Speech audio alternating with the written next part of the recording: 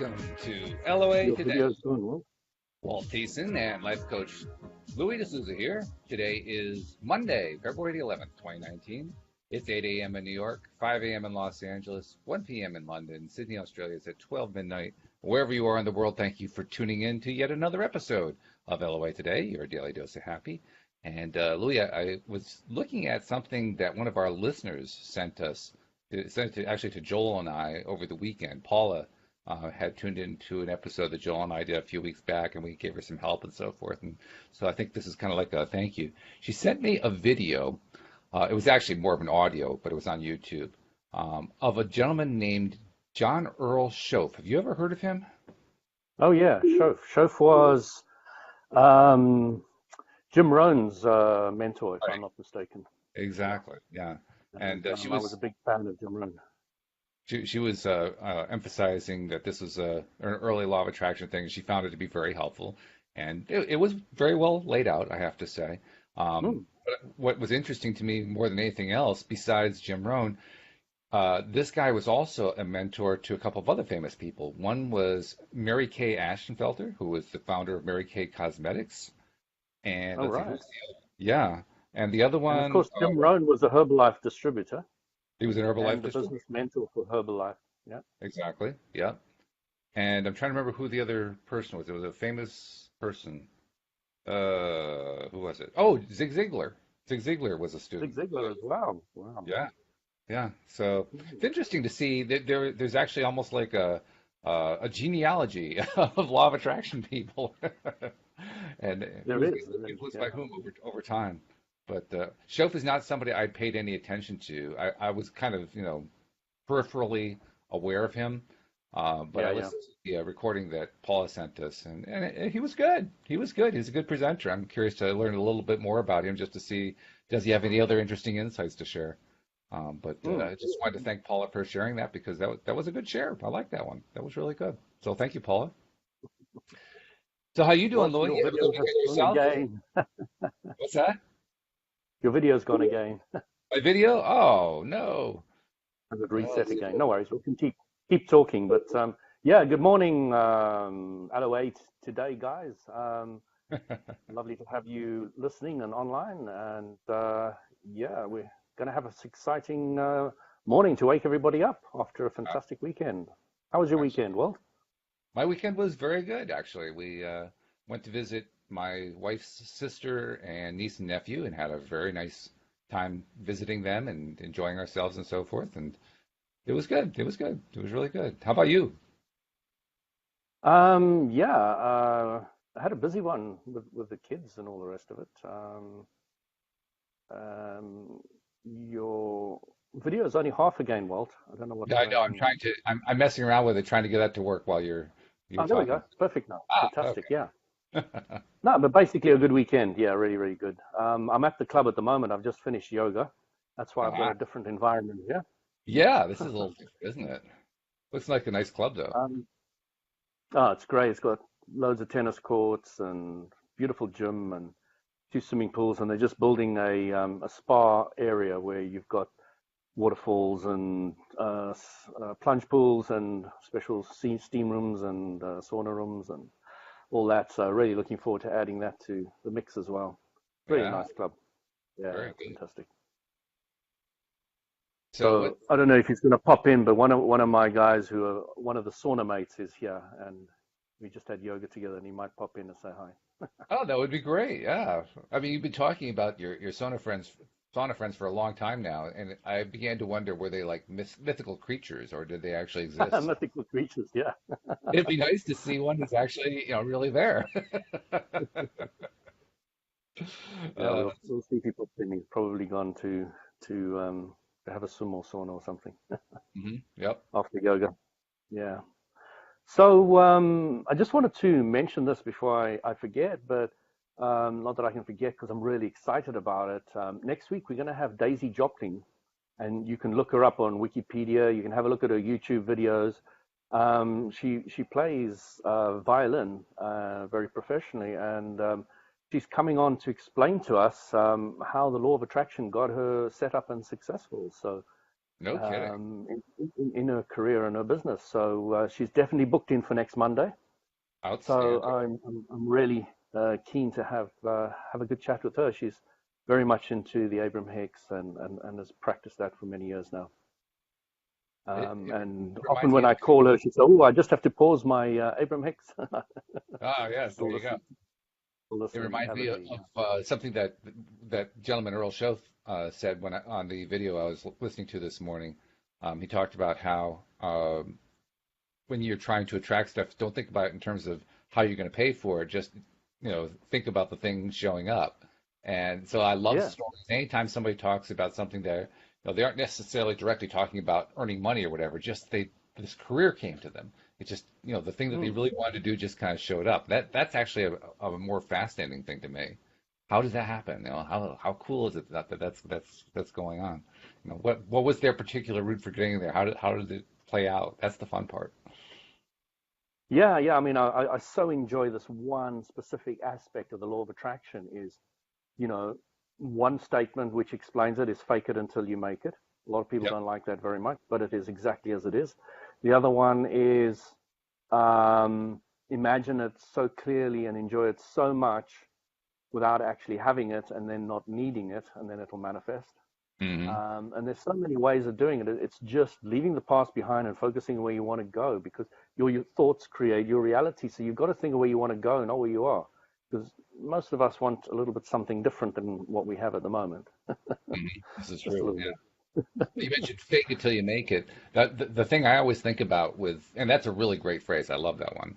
But it does have sort of a side part of it to kind of be aware of. The reason some people have that downer, of course, about fake it till you make it is if you're faking it and you're in a position of not feeling good, you're that position of lack and you're focusing on that. Well, faking till you make it while you're focusing on lack isn't going to do you a whole lot of good. You have to fake it till you make it with Absolutely. the idea of getting yourself into the good feeling place, and that's when it actually pays off. But yeah, it can be like a Yeah, two-way every street, subject's two right? subjects. And Yeah, once you get that world, which you very clearly have got nailed, all these confusion about fake it till you make it and all the rest of it, the little bit of um, vibrational screwiness to something like that, you can clean up by understanding that every subject's two subjects. right. And it is one of the most powerful things you can really live and learn in your life is to really get that clarity about um, every subject's two subjects. So if somebody's talking about something, especially the moms at school and education, education's so screwy, you can feel the vibration of going in different directions of all that. Because you get teachers who really are trying their best and they're doing a very positive job, but they're doing it with screwy rules, Mm, with very true. screwy It- it- malaligned, we have a request. malaligned. What's the word? You know, curriculum. The curriculum. Hmm. Yeah, and they're not focused on the basics, which if we wanted to talk about a real subject today, you can kind of bring in education and the law of attraction. What would education look like if you based it on the Abraham Hicks / law of attraction type scenario? What do you think it would look like, Walt? It would look like a Sudbury school, and I say that because I helped to found a Sudbury school, and I know what they're like. They are schools where That's the one they recommend, isn't it? it is, yes, and Ah, that's fantastic. we Do you know we where they are? oh yeah, well the Where they're Sudbury based? Valley School, the original one is about 2 hours from where we live, in Oh, just fantastic. just outside of Boston, Massachusetts, in the Framingham area. But we also helped to And you found helped set it one. up? Not that one. No, we helped to found another one No. near us in New Britain, Connecticut, which opened a year to the Wow. day after 9/11, as sort of like an antidote because we wanted to make it, we wanted to fix the date September 11th. That didn't have a very happy antecedent at that point, so we wanted to try to turn that around a little bit. But yeah, I love the model. The model is, when I first heard about it, it was long before I'd ever heard about law of attraction, but I loved it because it's the same kind of feeling that you get when you listen to Abraham for the first time. You listen to it, you Mm. say, yeah, I agree with that. Well, yeah, that feels right. That feels right too. It's the same thing when you're listening to the Sudbury stuff or reading their materials. because the entire thing is based on the idea of the student being in total control of their own education. Students do, well, you hardly even call them students because most of the time it doesn't look like they're studying from a traditional perspective. Most of the time they're socializing and playing games and things like that, which drives parents nuts. But actually, and you and I can, both agree with this, I'm sure, that's when they're doing their best learning. They're learning how to communicate. They're learning from each other. And it turns out that's actually the best way for a kid to learn. Like every kid who goes through a Sudbury school learns to read somewhere between when they first arrive and age 12. And Wow, it's fantastic. it's a 100% success rate. And a lot of the time, the staff members have no idea how they do it because it Yeah, happens. yeah, yeah. It's just a Just natural progression. Yeah. exactly. But there's Well, no, you they keep must up. learn how to read. You've got to read lots of books. You've got to do this. That's None right. of that, none of that, none of That that, which exists. is That exists. fantastic. Mathematics, same kind of thing. Arithmetic. One of their famous stories. I love this story. Is a group of kids. The way the school is organized, the administrative group is called the school meeting. All the students have a vote in it, plus staff members have a vote, but the students outweigh the staff members in numbers, so they really do have control.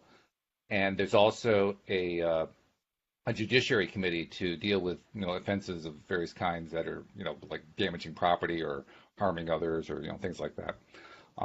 And it's fascinating that the people who go through this kind of environment, they're having to deal with all of the real world stuff that adults have to deal with, but they're kids. So, for instance, there's a group of kids who want to form a club for the purpose of, I don't know, building a playground or I don't know, whatever. There's an endless number of possibilities because it's just whatever Mm. their imaginations are creating. So these kids get together and they wanted to do this Project X, whatever Project X was, and they realized they needed some money for that. Well, like most schools, there's not like this endless supply of money. So they have to go to the school meeting and convince the school meeting to fund this thing. And the school meeting may or may not do that, or they may fund it Mm. partially, that kind of thing, which means most often the kids have to raise money in some way in order to fund Yeah, whatever the project is. And in the course of doing that, they realize, well, we got to know how to do arithmetic to do this. yeah, And yeah, so yeah. they contact one of the staff members, and the famous story is when they contacted Dan Greenberg, who was one of the main founders of the Sudbury School. Um, they went up to him and said, "Well, we want to learn how to do math." And now the staff members have a lot of experience with the students, and there are a lot of projects that start and then die quickly, hardly before they even get going. So they're aware of that phenomenon. So he's a little bit Hmm. skeptical at first. He says, "Well, why do you want to do this? And do you really think you could actually stick this out? Because we have to be meeting like 3 days a week, and you're going to have some homework to Hmm. do." Oh yeah, yeah, yeah. We're going to do all that. We're going to do all that. And so they actually work out a contract for him to teach them arithmetic. And once they got the whole I thing love it. worked out, isn't that great? Once they got the whole thing Yeah, worked out, they started studying arithmetic. They used the teacher's textbooks. You know how the teacher's textbooks have the answers in the back? So they could yeah, yeah. actually check their own work as they're going along. They covered Right. the first 6 years of what for here in the United States would be grade 1 through grade 6. The first Yeah, six yeah. years of arithmetic in 10 weeks. And Dan was blown away the first time that happened. So he went to a friend of his who was the head of a mathematics department at a local public school and said to him, "This amazing thing happened. We had all these kids who wanted to do this, and I sat down, I taught them this, and they did most of it themselves, and they learned 6 years of arithmetic in 10 weeks." And the math teacher says, "I'm not surprised at all." And Dan says, "Why?" He says, "Because you can learn it that fast. It's just that we have to spoon feed it to them in order to get them to learn it. So that's why we do it over a 6 year period." Yes, exactly. When you've got a cooperative component, it's Yeah. very, very easy. Yes, Yeah. yes. So you get If lots of people start stories like understanding those words, cooperative component, yes. you can move things forward very quickly, very, very quickly. So there's my Yeah. long answer to your question. What do I think it would look like? It would look something like a Sudbury school. Wow. I'd Yeah. love to hear more and more about that because that fascinates me. I warned you, it's one of my Um, favorite subjects. I can go on for a long time talking about yeah, no, I'm it. keen Before to we go too try much further implement though. as much of that as possible with Well, my sure. children. So, All right, yeah, we'll talk about that. But Sherine had posted a question a while back, and I want to make sure we get to her question because yeah. she's apparently feeling some pretty bad pain. She says, My depression and anxiety are getting the best of me. Help. And please, how do I beat anxiety? To answer that, I'd like a little more specifics. Okay. Hmm. So, Sherine, if you can tell us a little bit more about the details. I will tell you in general, Sherine. First, thank you for asking the question. Second, more details will help. And then third, how do you beat anxiety? The most obvious answer in the world, you change the subject. Hmm. Because when you're anxious, you're focusing on all the things that you don't like, right? You're So the focusing. basic question, based on what you've just said, Walt, is, Shireen, are you aware that it's the subject or a subject or a couple of subjects that are making you feel depressed? Mm. That your focus on those subjects are making you feel depressed? Are you aware of that? Is there clarity that if you're focusing on your dog, which you love, your vibration changes? Can you feel that? Can you really get into the place of understanding that when you change a subject to a subject of something that you love and like, that you change your vibration? That concept is not necessarily that clear to a lot of people, that the subject they're looking at the moment is the one that's making them feel depressed. Now, she also gave us some additional information, so thank you for sending that, Shereen. She says, I have had anxiety disorder since 2 years old, and I take some meds for it, but the meds don't help. Well, not surprised. If you've been taking meds since 2 years old, I don't think anything will still work for you. I'm sure your body's True, yes. I'm sure your body's saying, this is not real solution. This is it's a little bit like this guy. I read this book, Take Off Your Glasses and See, and he gave this a fantastic example, something that just blew me away of its simplicity. He said, with glasses, you go to optometrist, he gives you stronger glasses. You go to optometrist, he gives you stronger glasses. You go to optometrist, he gives you stronger line. A few years later, you go to optometrist, and he gives you stronger glasses. And you don't say anything to your doctor, do you? Or your optometrist. They're not actually doctors. So he said, would you go to a normal doctor if you've got a cut on your hand? And he puts a plaster on. You go back a couple of weeks later, and he needs to put a bigger plaster on. You go back a couple of weeks later, and he puts a bigger plaster on. You go a couple of. Wouldn't you say to him, "I want to get rid of this. I want this thing to heal. I want this thing to be fixed"? And he said, "Eventually, they're putting plaster Paris on it. Would you accept that?" No. But why do you accept that with your glasses? Why? Why? And it's a very good question, because Yeah. um, if you're looking at many parts of our medical profession, it's so flawed that, and I would probably get in trouble with saying to say anybody that, stop your meds and all the rest of it. So I'm not saying that. Okay. Making it very clear, Right. because you know, the doctors think they do know what's best. And I can tell you now, Shireen, the person who knows what's best for you is you. And some people will deny that, and they will say it's not right. But I can tell you now that if you start listening to your emotions, you start feeling what medication feels better for you, how much of it feels better for you, um, or where to go to speak to maybe a different doctor, or maybe alternative, or whatever feels right for you, you will find a solution that'll lead you up and up and up that emotional spire. But listen to your emotions. Something feels really wrong for you, turn around, go the other way. That's a basic things. And learning to trust your emotions is one of the first things anybody who's becoming proficient in law of attraction needs to get a grip on. They need to get a grip on the fact that you have the best guidance anywhere from anybody in the entire universe is inside you. And it's not an easy thing for a lot of people to first of all really grasp the concept, and then second of all start practicing it on a daily basis, always feeling what feels better, what feels better, what feels better. And once you do that, I promise you, you just start spiraling upwards like nothing. You just start going through the roof. But Yes. it's a learning process, a learning to trust your higher self does know. And if you want to know what faith is really the fact that you have a vortex, and that vortex knows everything that you want, and it's your higher self. And your higher self knows exactly what to bring to you in the next stage. It knows exactly who, when, how. You've just got to listen to your emotions, follow what feels better, feels better, feels better. And it's just amazing. It's an amazing journey once you start stepping on there, trusting yourself. That's very good. I like that. And she gave us more information, and what you just said fits perfectly to the new information. She says her son is a special needs child. She says, I'm seeking a full-time job, but I haven't gotten any offers. I have panic attacks, and this has happened in my most recent interviews. Again, the answer you just gave is perfect for that. I love what you said. That learning to trust the feeling and asking yourself that question over and over again, what feels better? Where's the better feeling thought? Where am I going that actually Exactly. deep down I can just tell that over there seems it doesn't have to be a lot better either, just a little Mm, bit better. Just a exactly, little bit. exactly. Take little steps, little steps. Yeah. Follow it.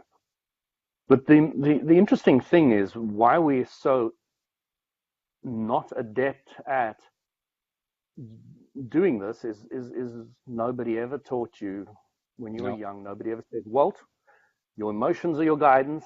It's 100% accurate. Listen to it. Boy, I And if wish they they did told that to you when you were a baby, if they me. did that to you when you were very young, I say to my daughter often, I said, maybe if what I'm saying to you doesn't feel right, then it's wrong for you. I don't have all the answers. I'm just here to guide you a little bit. I'm here to give you a bit of food and a roof over your head for a while. That's my only Mm, job. The that's rest is true. up to you. And I'm Yeah. teaching you to question everything I say. I'm not one of those parents that needs you to believe what I'm saying, agree with what I'm saying, and do what I say. It doesn't work like that. I like But something. I do have very clear ways of making sure she understands what I want as Mm, well. So oops, I just lost my video. I just saw something that Sarah posted that is a nice adjunct to what we've been talking about. She says anxiety is thinking too much about the past or the future. You need to bring your mind back to the present moment and really try and focus on the now. I focus on beautiful things, maybe a stunning view, etc. And she left it there, but the implication being that it helps shift the way you're feeling, which is true. I find that to be true sorry, regularly. who is that? That was Sarah who suggested those ideas. Sarah. Hi, Sarah. Yeah. Sarah, the important thing to understand is that you can't think about the future and you can't think about the past in any other place but the present. This is true, which I think she was actually saying in a sense. Yeah, yeah. It's just something you got to be really clear about because sometimes we think that we're not living in the present when that's the only place we can live. There is no other place to be. Mm. We just may not be as aware of it as the reality is. There is no other time but you and me right now. Nothing else That's true. exists. Yeah. I can think about where I want to be tomorrow, and my thoughts will create that reality. I can think of where I was in the past that I didn't like, and I can bring that reality into my present. Right. But you've got to be really clear about what you want to bring into your present with Hmm. your thoughts. So just dream and enjoy and visualize and have fun with where you want to go. And don't care about how it happens. Don't care that it hasn't happened yet. Just enjoy it so much, really get into the feel of it, of where you want to be. And then you'll move forward, you'll move forward, you'll move forward. And you'll find, as I said before, I think on a couple of podcasts ago, you're going to really find that law of attraction people are very flexible and they're able to move quickly from Yes, it's true. one situation to another. Or Yeah. or at least they're learning to move quicker. They may not yet know how to move quickly, but because they're on the path of Yeah, learning this quicker. stuff, they're learning to move Yeah. quicker. Yeah, Mm. I agree with that. Quicker and quicker and quicker. And also, Sereta had a little news to share. She says, I forgot to tell you my good news. You all helped me manifest a buyer for my farm. It was on the market for 10 days, and I got the exact dollar amount that I wanted to get. So, congratulations, Fantastic. Sereta. That is Good great. stuff. Wonderful news. I love hearing stories like that. So Yeah. I'd love to hear your method of visualization. What did you do? Did you do anything? Or Ooh, did good you question. just put out a short thought saying, yeah, I want it sold? I'll look for an answer. She hasn't typed anything yet. Yeah, And also, I wanted to go back to Sherine for a minute. Sherine, I don't know if you feel like we've answered your question sufficiently. If you feel like you need more information, please, type in more, and we'll be glad to address it more for you. Because when you're in that kind of really bad place like that, it's rough. It's a rough place to be, and it's rough. Sometimes it's rough to just think. It's rough to just focus because you're so consumed with that negative vortex you're in. So obviously you're the one who has to make the change. Obviously you're the one who has to shift your thought process. But if we've not explained it in a way that's going to be most helpful to you, please let us know. We'll be glad to try to make it a little bit more clear for you. So one of the things I find a lot of law of attraction people do, Walt, Yeah, it, it is hit people down that you're negative, so just get positive, okay? And it is really demeaning. I see it many times on the group where somebody's feeling depressed, they've got a problem with this, and they'll say, well, you're negative, of course it's not going to work. And it's not a very helpful way of presenting it. yeah, that's true. Because if you're in a place where you can't really accept easily that big shift, it's because you're in a big place where you can't really accept the big shift. Whoops, I think we just lost Louis. Hopefully he'll be back shortly. But when you're in that place where that big shift is too big, you can't see the other side. You can't see the other end of it. So that's why there's such a great benefit in doing the little tiny small steps. Oh, there he is. He's back again. Hello there. Yeah, little network issue here. Yeah, well, that does happen. But I started to finish your answer, but why don't you go ahead and give your Okay. answer the way you were going to do it? I got a bit thrown by the whole network reconnecting. What was I saying? I know how that is. Yeah. What was I talking about? You were talking about people who say just Yeah, think yeah. positive. So telling somebody who's focusly negative to go focusly positive, the gap is just too big, too Hmm. big. Yeah. So this is something I understood about one of our other listeners, and I was chatting to her, and I found out that even though they've listened to us many, many times, they do not understand the emotional guidance scale. Hmm. All right. That's worth So talking the about. emotional guidance scale is so important. If you want to know where you are, you look at the scale, you see where you are generally, and you try and move to the next one. If you are depressed, you're looking to go to revenge. And now it sounds terrible, but it's way it works. The amount of relief and release you're going to get to go from depressed to revenge is huge. It's absolutely massive, and it mustn't be underestimated. We're not saying stay at revenge. We're saying move up to rage, and from rage move to frustration, and frustration move to anger, and from anger move to I don't care, and from I don't care move to hope, and from hope expectation. So you know it's really important for you to just to look where you are on the emotional scale and just go that little bit further. And that's what I love about the Abraham Hicks guys, because as soon as they get somebody on the stand, they can see clearly, which I can't often. I kind of have to feel it through where somebody's at, and then just try to take them, and they take them to the next level, which I've never seen them fail at doing. Hmm. I've never seen them fail at taking anybody they get there.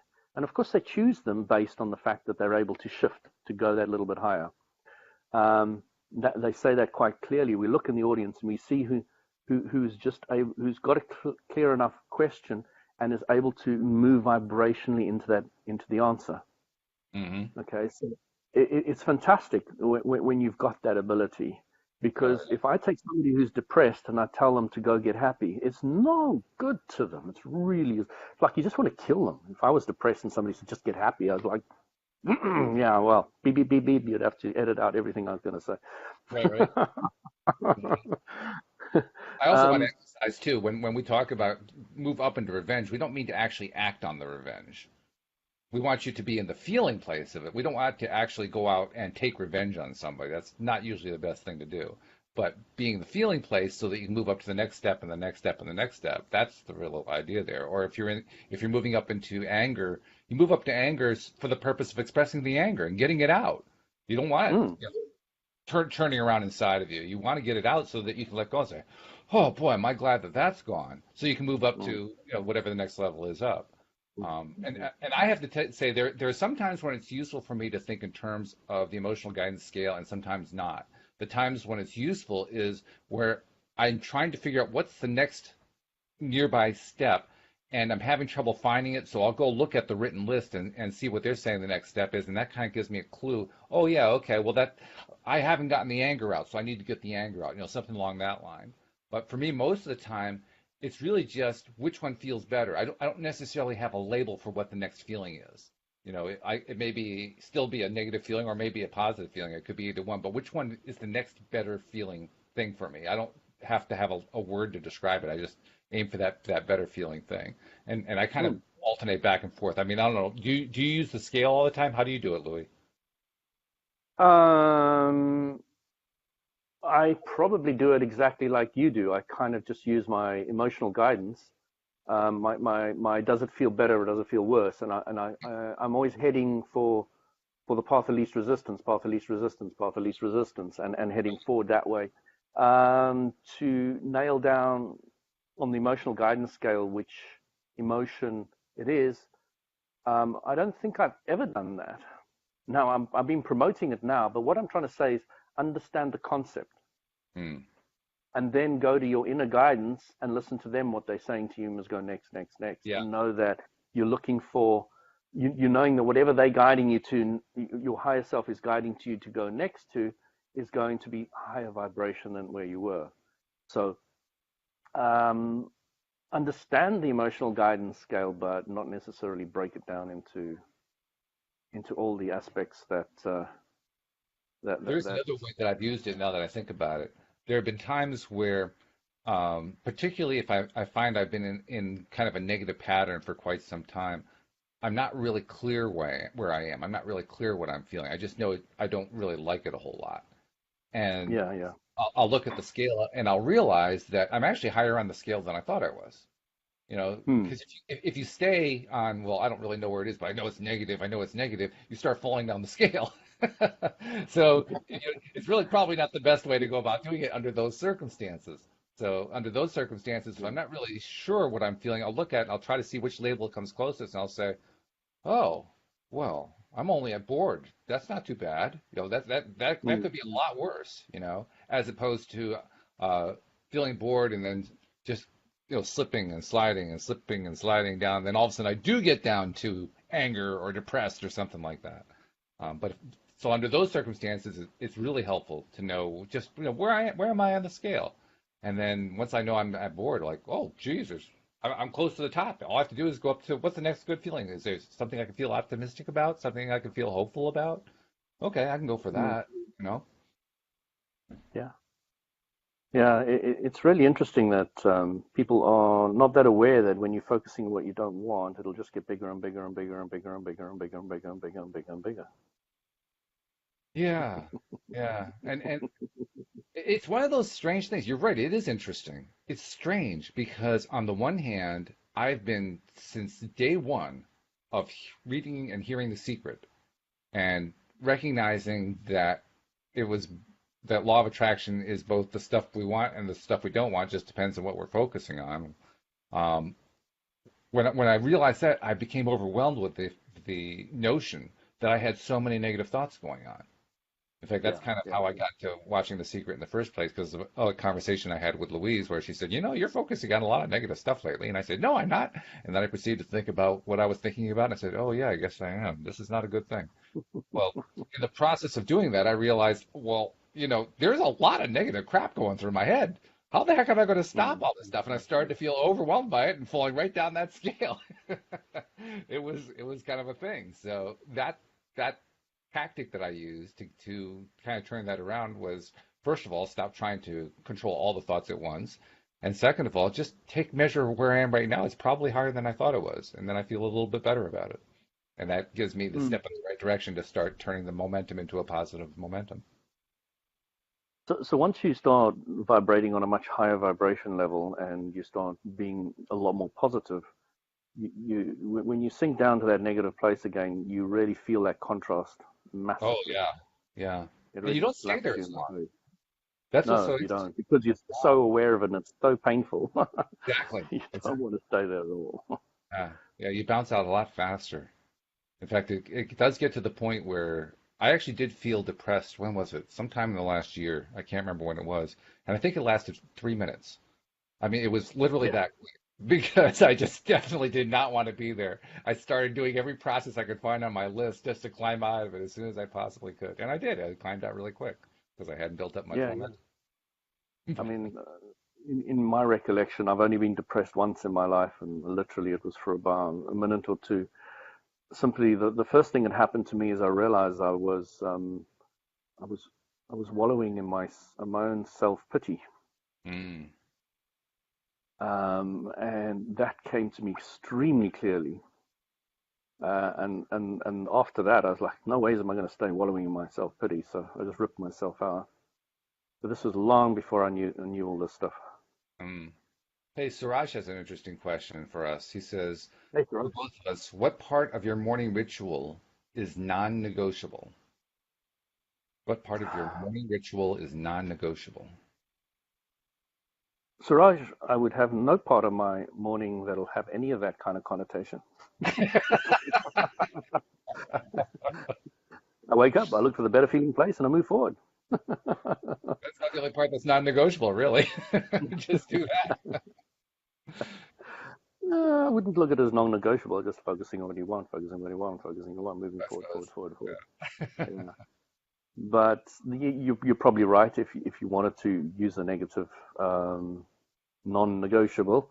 I would say, yeah, just keep on high vibration before you go to sleep, high vibration when you wake up. Try and maintain it for as long as you can before somebody knocks you out of the ballpark, and then try to get back as quick as possible.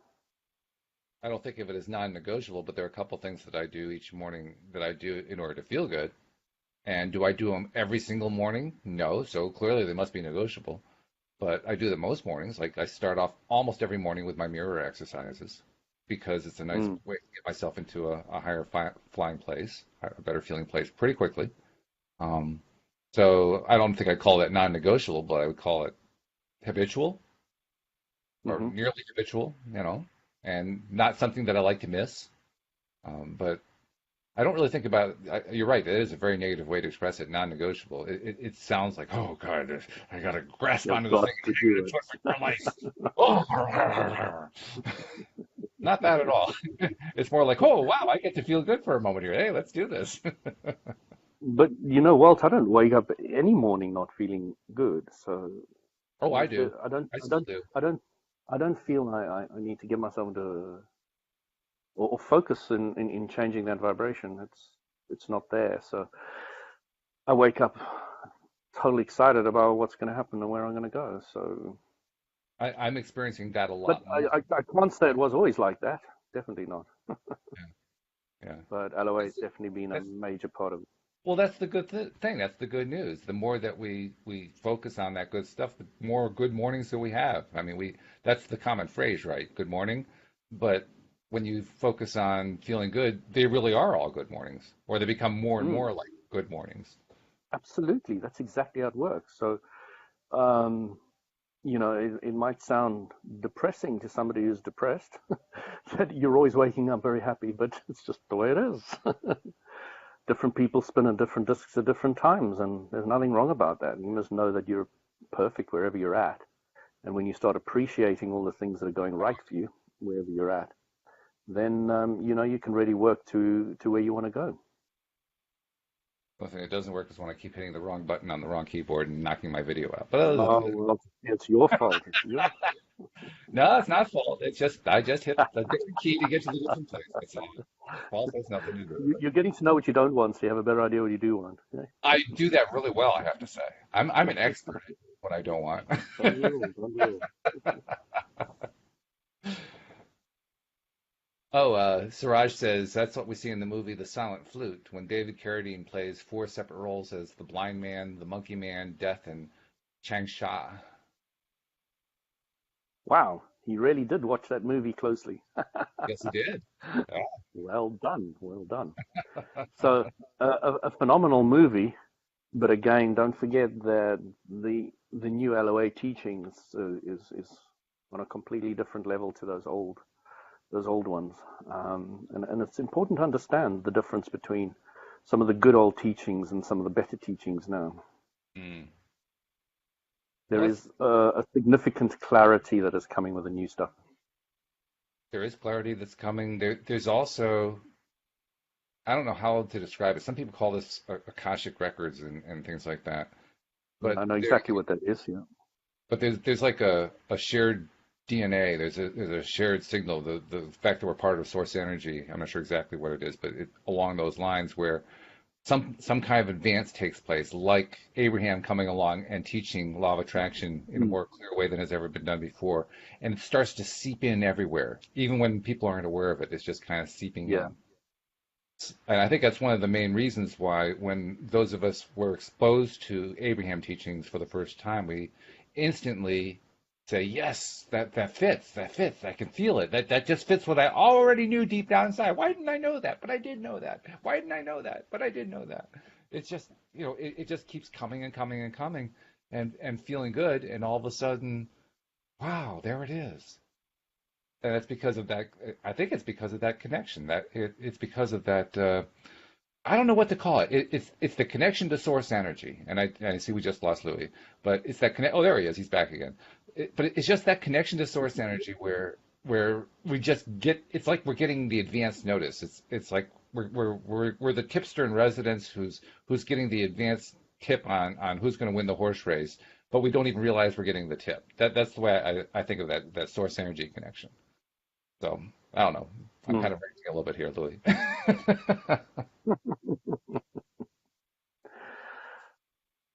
Yeah, I missed a little bit of that because I was going in and out.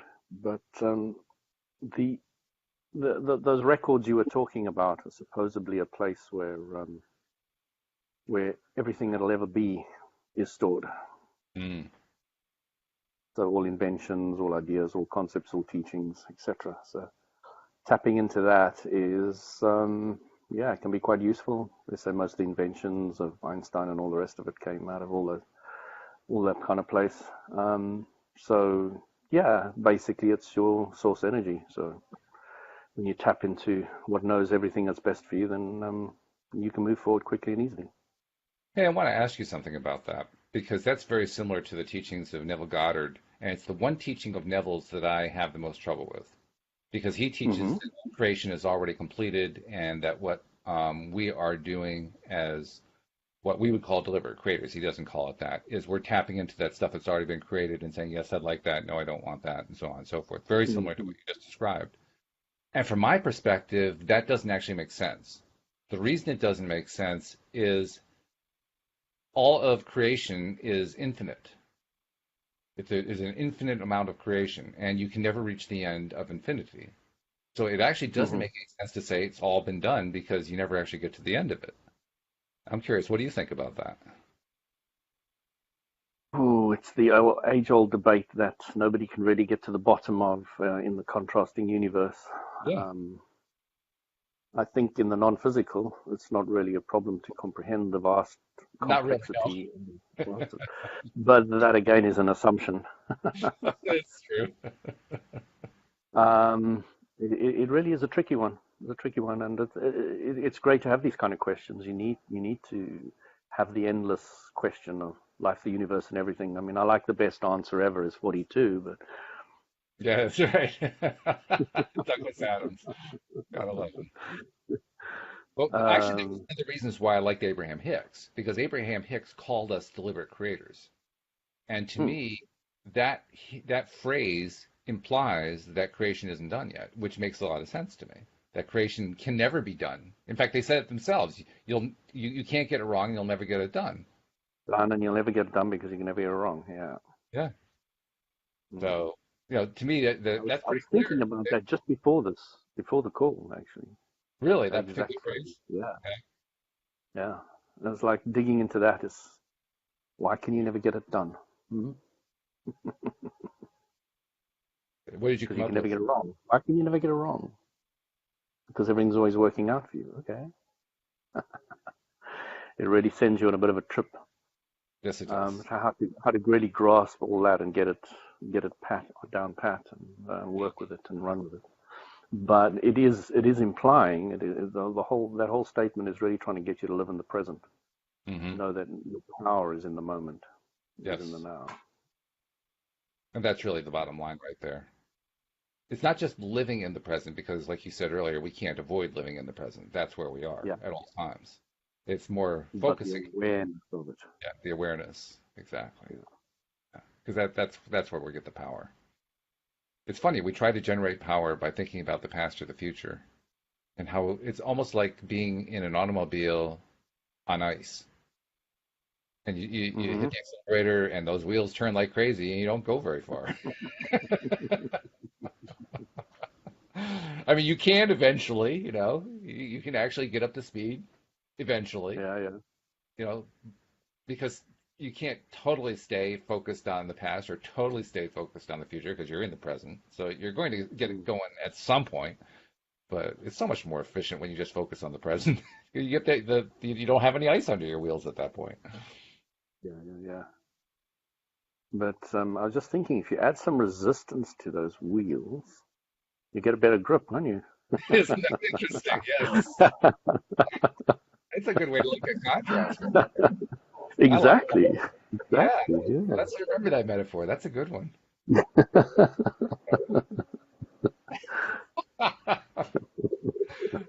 Well done. Yeah, Well done, Louis.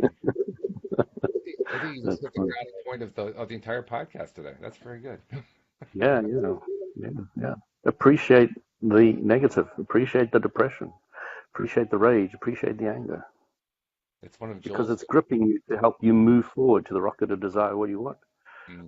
That's what it's there for. When you Even start though, really grasping that, it's amazing. even though when you're in the middle of it, it doesn't seem like it, right? Because if No, you're in the no, middle of something no, no. that's nasty, it just doesn't feel like anything's ever going to get better. It doesn't feel like anything's improving, but it is. Yeah. The wheels on an active vibration can really spin fast, Hmm. and they can spin fast negatively, and they can spin fast positively. But when they're spinning fast negatively, you really feel you're lost. It That reminds me of, car is going down the mountain at 100 miles an hour. well, it also You reminds know, me of a dragster. kilometers you go. Because a dragster, The train. when a dragster race starts, the dragster's wheels are spinning at this ridiculous rate, and the dragster's hardly even That's moving. right. And then all of a sudden, it Mm-hmm. gets that resistance on the ground and grabs, Get and the zoom, jump. it just Yeah, takes off. Yeah. yeah, yeah. Yeah, I've never been to one of those. It'll be a great experience. Uh, Bring Yeah. some sort of ear protection. You will thank me later. I don't know if they've got those in the UK. Yeah, I don't know. They probably have. Go to a gardening center. You can find them there because Gardening center? a gardening We got center. hundreds of those. There's none Because there. gardening centers have power tools for blowing leaves or cutting Ah. grass, and so they have ear protection for those things. Hmm. Hmm. Louise actually Yeah. has one of those that from the gardening business, but she brings it with her when we go to the movies because these days the theaters have the Oh, I volume wasn't way talking up. about ear mufflers. I was talking about drag races. Well, I was too, but at drag races you want to have the ear muffler to protect your hearing. That was my point. I understand, but I don't know if there are any of those drag races in the UK to go Oh, to. they probably are. Yeah, You just they have to look probably for are. them. Yeah. Yeah, I don't know. I mean, that's like one of those universal things. Why why people go to the races to see the car crashes? That's Yeah, universal. That's everywhere. yeah. So it's gonna be the same thing. Monster trucks. Do you Why, have any why would monster trucks there? The trucks with the monster big truck? wheels. Again, I've never been in that kind of circle. I've seen a dirt track with some old cars running around bumping each other, round Demolition and derby. round. Yeah. Yeah, demolition derby. I've been to one of those, but I haven't been to any of the other kind of things. Um, Not something I do either, but I know that they exist. Every once in a while, I'll see a so, commercial advertisement. so are there any other questions there, Walt? Questions that I think we've kind of calmed them all down because no, the questions have kind of gotten quiet. So why don't we see if we can, come up with our own to address for the last 10 minutes of the show. Um, yeah, I don't see anything else new there. So let's see. What's a good question to address? Well, actually, can you give us a little bit of more of a teaser about Daisy who's coming next week? What I mean, I know that she's Yeah. a violinist, but can you tell us even like a little bit of a So tease of her the story? first thing I would say is just go and have a look at a YouTube video from Daisy Joplin, Joplin, Hmm. and have a look at her. When you watch her, this is the thing that amazed me when I watched her is there's so much life there. There's so Mm. much exuberance. There's so much passion. And it's not just standing there quietly playing the violin. That's that's not her. Um, so yeah. I mean, it is really exciting. I'm really looking forward to listening to her story because stories are so important. I know in a lot of my really beginning podcasts before we had video, and I strongly recommend people go back and listen to them. I talked about a lot of different experiences that I've had, and I've kind of got a lot of those out the way. There's still lots more that I can talk about, but that would be great if somebody goes and has a look at those because there's some really good understandings of sickness to health. Um, there's a whole thing, different religion, and a lot of other factors that we talked about there. So my website's going up at the moment, so I'll have a list of them, and people can just jump on there, and I'll be able to reference them. I'm going to put numbers to each one, and I'm going to say, go have a look at this one or that one. Oh, very good. So that's all coming together now.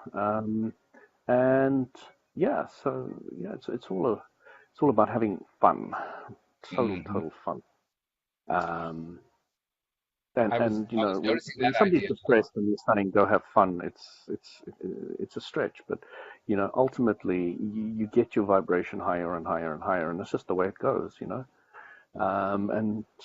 And then you get into this better place, and things get happier, and things get easier, and everything starts working out for you in an easier, quicker way, which is what we all want, really.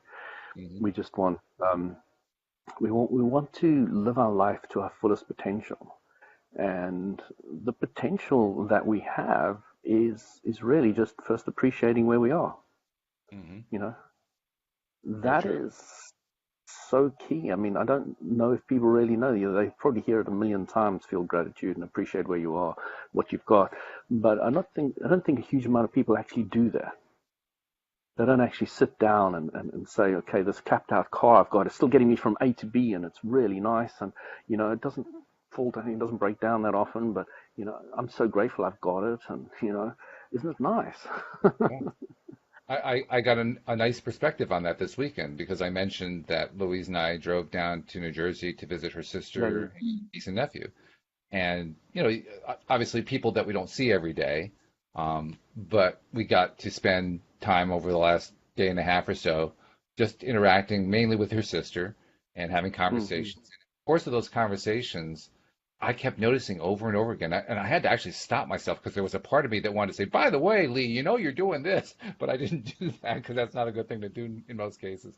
But she would do what most people do in the course of a conversation. Um, we would actually talk about some things that were good, some nice, good things, which is kind of an improvement for Lee because Lee can be a little bit of a downer at times, but she's gotten better at focusing on that stuff. And then in the middle of the conversation, she would shift over to, oh, but this other thing that's going on that's just not a good thing. And she just had to, it's like, no, I have to direct the conversation over here right now. It really caught my attention how so many of us do that so regularly throughout our days, and we don't even realize we're doing it. But in the course of doing that, we set ourselves up. Set ourselves up for all kinds of whack end of stick or sticks that we don't even want to have anything to do with or whatever, but we just set ourselves up. It's amazing how often we do it. Mm-hmm. So really setting yourself up and all the rest of it is just active vibrations. It is. And the thing that I find people seem to struggle with is boiling down the law of attraction to philosophy, to simple concepts of the way it is.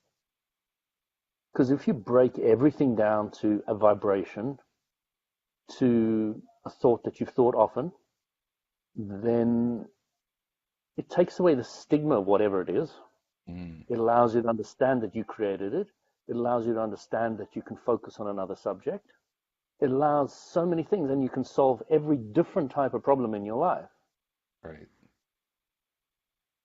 So think more in terms of philosophy rather than specifics, and you will be growing spiritually, is the old language I would use. You will be raising your vibration is probably the new language I would use, but um, That's interesting you you should you say. get the drift. You get the drift. I do, yeah. I'm asking myself, is that the way that I I approach stuff, the way that I do things? Because I was always You think very more in interested terms in of philosophy. philosophy? Is that what you're asking? I'm asking myself about that because I Yeah. always had a Okay. strong interest in philosophy. I mean, I had an informal minor in philosophy because my school didn't have Yeah. minors. But I actually took more courses in the minor than I did in the major, to be perfectly honest. So that's how much I was interested in philosophy. And as I'm sure you know, most of that philosophy is absolute rubbish. And I had to go through all of it Absolutely. to discover just how much rubbish there is in it. So as I discover The Secret, or as I discover Abraham, as I read Neville, as I read some of the other philosophers and teachers who have taught us about what we now call law of attraction, do I look at it philosophically? And I think there's a piece of me that doesn't because of that past experience of looking at all that negative rubbish philosophy and saying, I don't Uh-huh. want to go down that road. I don't want to explore all that stuff. I just want to feel the darn thing. Because for me, at that Like time, I every believed subject, it two was hard. subjects. It is. It is. It is. But I'm just describing what my experience has been. My experience has been I Yeah. didn't I didn't feel good going down that road. And at the time I was So I didn't replace the word philosophy with rules to the game of life, which is the sentence I always love. How the game is really played, the way it is. I don't know, something else, something that you can resonate a little bit more with. and You know, that's kind of basically where I something was make going. it. I think the phrase I would use is what works. Yeah, what works? Perfect, What nice one. works. Yeah. And the reason I say that is I want to look at the lack end of the stick for a moment for contrast. When I was studying philosophy, the traditional style of philosophy, I Mm, was also not in contact with what I was feeling. I mm, did not mm, mm. have that kind of I'd been trained not to have that contact. You, So, you know, Walt, I recently, the little book of philosophy, it's an audio from Amazon. I went through that and I was amazed. I'm putting the pieces together of what man and society kind of get because they've learned from these philosophers. And I really appreciated it. I really, really enjoyed that little snippet. They take different philosophers and they've got the date kind of thing and they've highlighted the most important ones. mhm. And, I had no idea. The one philosopher said, I think, therefore I am. You know why he said that? That was You know actually why he a said large portion of the debate about what I studied in school. Why did he say that? But I'm curious to know what your answer is. Well, this little book told me, and it seems 100% accurate. Everything else could be misconstrued. And a magician can say a table's not a table, or a chair's not a chair, or this is here, not this, not there. So your five physical senses are not 100% reliable. The only thing that is 100% sure of, that he was 100% sure of, is that he thinks. Hmm. And that was, what a fascinating philosophy. How to go through all the five physical senses, realize that you can be deceived by almost anything and everything, Hmm. and then coming to the conclusion that the only thing that you could really grasp was your thoughts. And of course, Abraham Hicks' teaching goes to the thoughts, and thoughts create your reality. So, it is really quite amazing. It's quite incredible. Once I kind of got it, I got where he was coming from, and it was a very advanced and clear understanding. I He remember didn't when really go anywhere with it. It didn't go anywhere. It didn't say thoughts create your reality. It didn't go that far. right. But I, it did bring you up to the point of thinking of how important thoughts are. We only got 1 minute left, and I really need to leave on time. So I don't okay. know if you want to get in your little bits there, but I'll just give my I've really last. enjoyed this. I'll just give my one A last pick. little It more. was Descartes who wrote "I think, therefore I am," and I remember one of the rabbit holes we went down was maybe it should be "I am, therefore I think." The idea being that everything starts with who I am, and that is where the consciousness starts, and that's where the thought process starts. But Yeah, yeah. ultimately, what it really comes down to is doing the thinking. It's doing that's where you're conscious when you're doing the actual thought process. So I think Yeah, that's where the value of the Descartes statement is in the fact yeah, that yeah. you think. I agree with that. Anyway, I know you have to get going, and I want to thank all of our live stream listeners for tuning in, listening as well, and as well as our recorded listeners because they're all wonderful. Thank you, Louis, for sharing your words of wisdom today. We hope you have a great week. You're very welcome, and carpe diem, everybody. Seize the day. Have Absolutely. a fantastic week, and we'll catch up next Monday with I love it. Daisy We'll see. Joplin. Daisy Joplin's going to be joining us. This is going to be great. Maybe she'll even play for us. Who knows? That'll be fabulous. Anyway, Ooh, that'll be interesting. I can ask so her. join us next time. We'll see you all next time here on LOA Today. Goodbye, everybody. Take care. Bye.